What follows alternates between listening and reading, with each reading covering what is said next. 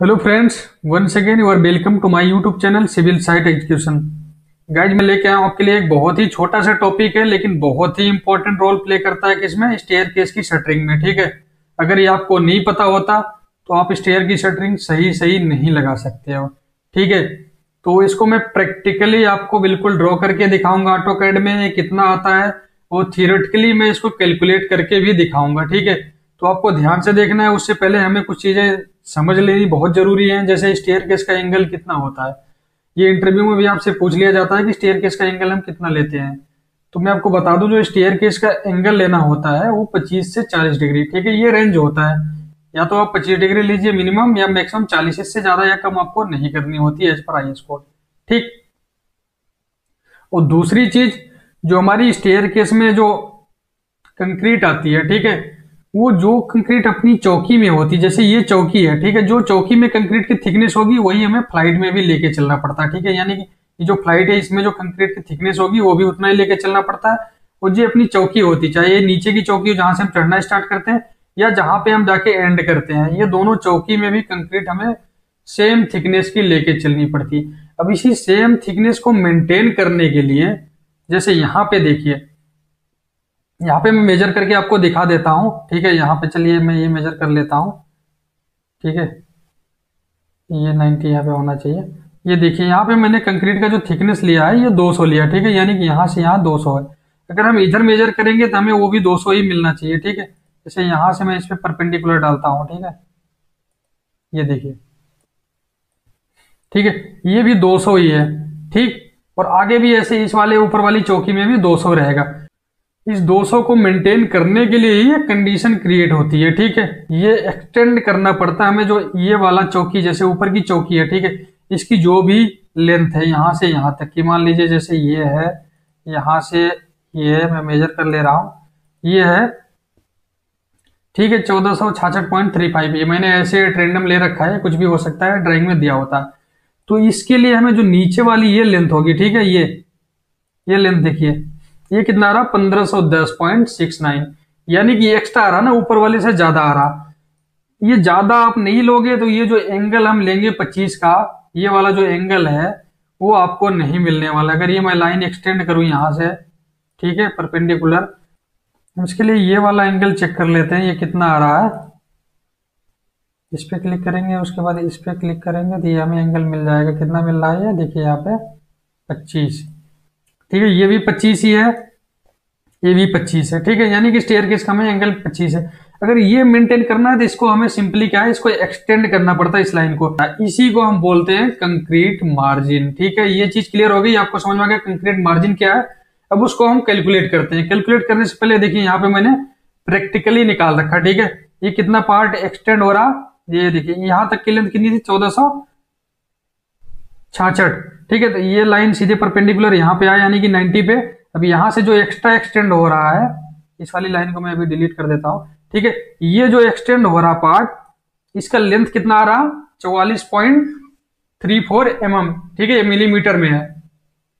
ये कैलकुलेट कर, ये डायरेक्ट किससे आ गया, ऑटोकैड से मैंने निकाल लिया। अब इसको कैलकुलेट कैसे करेंगे, उसके लिए देखिए, यहाँ पे जो एंगल बनता है, ये 25 बन रहा, तो ये उसका हाफ बनता है, यानी कि 12.5।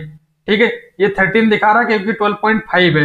अगर ये एंगल हमारा 25 है तो ये हमारा 12.5 होगा। अब यहाँ पे देखिए 13 दिख रहा है, क्योंकि 12.5 है, 12.5 है, इसलिए इसने इसको क्या ले लिया, 13, क्योंकि मैंने क्या ले रखा है, केवल एंगल में ही ले रखा है, फिक्स में। ठीक है, कहने का मतलब मिनट या डिग्री नहीं ले रखा है मैंने।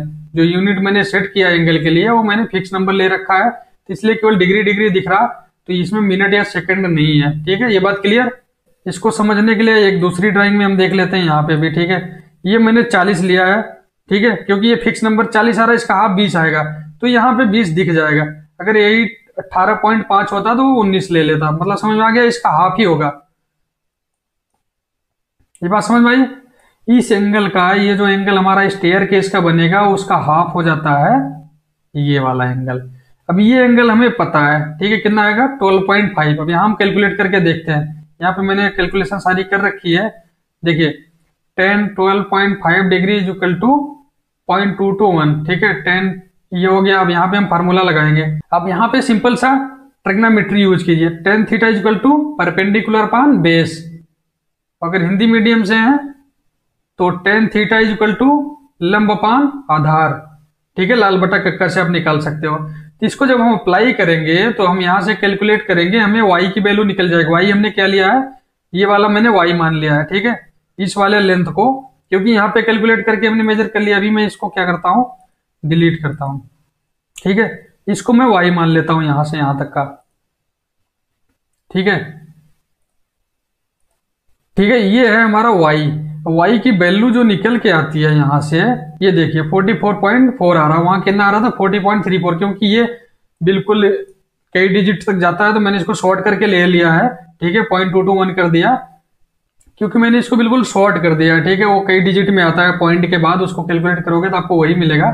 तो ये आ गया 44.4, और ये कितना आ रहा था 44.34 समथिंग ऐसे ही आ रहा था ना, तो ये ऑलमोस्ट वही आ रहा है, ठीक है, 1 mm आधा mm का कोई मायने होता नहीं है, ठीक है, इतने का फर्क आपको एरर आ रहा तो कोई दिक्कत नहीं, क्योंकि कैलकुलेशन में इतनी एरर आएगी, क्योंकि अब पॉइंट के बाद जो डिजिट ले रहे हैं वो हमें जितना से जितना कम हो सकता है उतना ही लेना होता है, ठीक है, तो 1 mm का एरर कोई एरर नहीं है, तो ये हो जाता है। ऐसे हम क्या करते हैं, कैलकुलेट कर लेते हैं, यानी कि अगर हमारा ये 25 डिग्री है तो उसमें जो आता है वैल्यू आई की 44.44, किसके लिए, अगर हमारी कंक्रीट की थिकनेस 200 है, ये नोट कर लेना, ठीक है, ये दिमाग में फिक्स कर लो, अगर 200 कंक्रीट है तब आ रहा, अगर 200 नहीं 175 है, ठीक है, तो यहाँ पे सिंपली 200 की जगह 175 इंटू 0.221, तो जो मैंने बताया था ना अभी कुछ देर पहले कि उनको एक प्रैक्टिस होता है तो वो क्या ले लेते हैं, 50 ले लेते हैं या फिर 75 ले लेते हैं।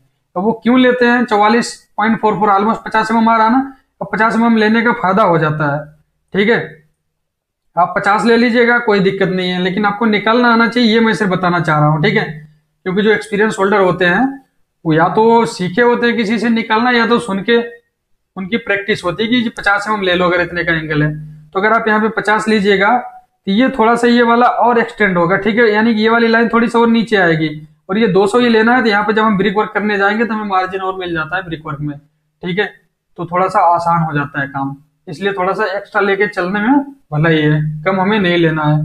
दूसरा हम देख लेते हैं 40 डिग्री वाले में कितना आता है, सेम फार्मूला, सेम सारी चीजें अप्लाई करेंगे। देखिए यहाँ पे y मैंने ले रखा है, y की वैल्यू मैंने निकाली है जो कैलकुलेट करके 1020, क्योंकि ये 40 है, 40 डिग्री है, मैक्सिमम एंगल वाला लिया है, तो ये कितना आएगा 20 डिग्री, ठीक, ये बात समझ में आ गई। अब 10 20 अंश का मान होता है 0.364, ठीक है, इसको कैलकुलेट करते हैं तो हमें मिल जाता है 72.8 y की वैल्यू।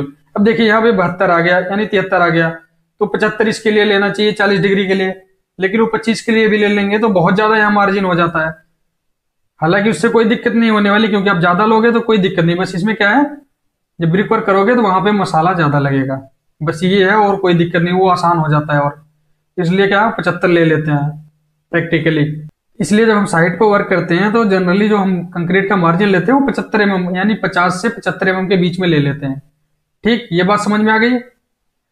कितना परसेंट है वो देखिए, वहां पे बोल देते अगर कोई 60% या 50% बोलता है तो वो गलत बोल रहा है, ठीक है, क्योंकि यहाँ परसेंटेज निकाल के देखिए ना, इसमें सीधे 100 का मल्टीप्लाई कर दीजिए, 36% आ रहा 40 पे, और 25 पे आ रहा कितना, 25 पे आ रहा था अपना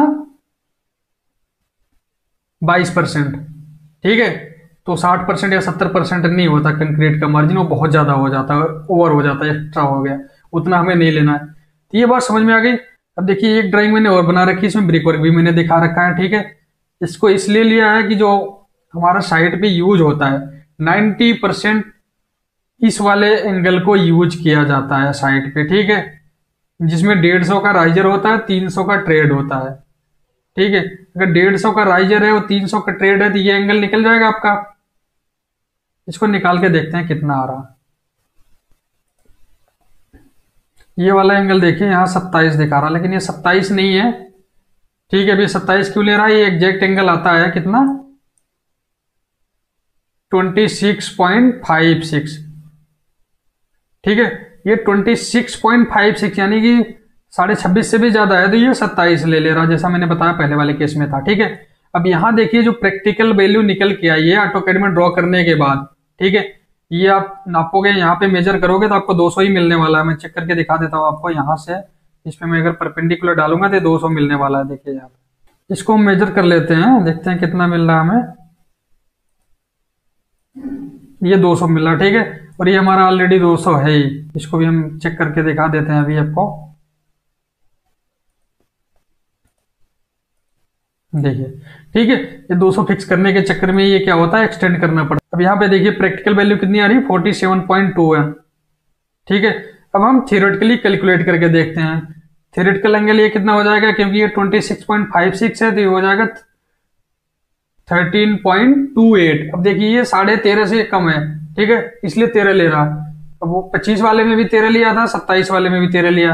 25 वाले में भी 13 एंगल आ रहा था, ये 27 वाले में भी आ रहा, ठीक है, क्योंकि 25 वाले में 12.5 आ रहा था और इसमें क्या है 13.5 से कम है। ये बात समझ में आ गई। 13 ही तो नहीं होगा ना, 27 में चेंज तो होगा ना ये, लेकिन 13 ही आ रहा। तो वो बात समझ में आ गई क्यों, क्योंकि मिनट या डिग्री में, मिनट या सेकंड में मैं एंगल नहीं ले रखा हूँ, सिर्फ डिग्री में ले रखा हूँ। तो जो फिक्स डिग्री आ रहा वही दे रहा है यहाँ डिजिट में, ठीक। अब ये कितना आ गया चेक करने के बाद, यहाँ 47.21। अब हम देख लेते हैं थियोरेटिकली कितना आ रहा। 13.28 डिग्री का कैलकुलेट करके निकालोगे वैल्यू तो आपको मिलेगा 0.236, ठीक है, ये आ गया। अब इसको कैलकुलेट करोगे तो y की वैल्यू आपको देखिए यहाँ पे कितना मिला, 47.2, और वो कितना आ रहा प्रैक्टिकली 47.21। तो एरर कितने की है, 1 mm की, वो कोई मायने नहीं रखता, ठीक है। 1 mm का भी नहीं है, सॉरी 1/10 mm का है, तो उसका कोई मतलब नहीं है, ठीक है, उसका कोई माय बाप नहीं है, ठीक। ये होता है तरीका आपका कंक्रीट मार्जिन निकालने का। वीडियो थोड़ा सा लंबा जरूर हो गया, लेकिन आपको मेरे ख्याल से समझ में आ गया होगा। आपको ये चीज याद कर लेनी है 0.236, क्योंकि जितने भी स्टेयर केस आपके बनेंगे उसमें 90% केस में क्या होगा, राइजर आपका 150 का होगा। यहाँ पे मैं चेक करके दिखा देता हूँ आपको।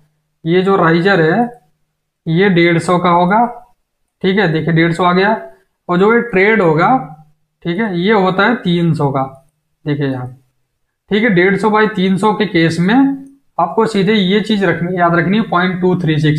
अब कंक्रीट इसमें 200 भी हो सकता है, 175 हो सकता है, 150 कुछ भी हो सकता है। उससे सीधे सिंपली इससे क्या कर देना है, मल्टीप्लाई कर देना है 0.236 से, ठीक है। अगर 150 का कंक्रीट है, ठीक है, अगर 150 का है तो उसमें जो वैल्यू आएगा वाई का वो हो जाएगा कितना, 150 इंटू 0.236, तो ये आ जाता है 35 mm, ठीक है।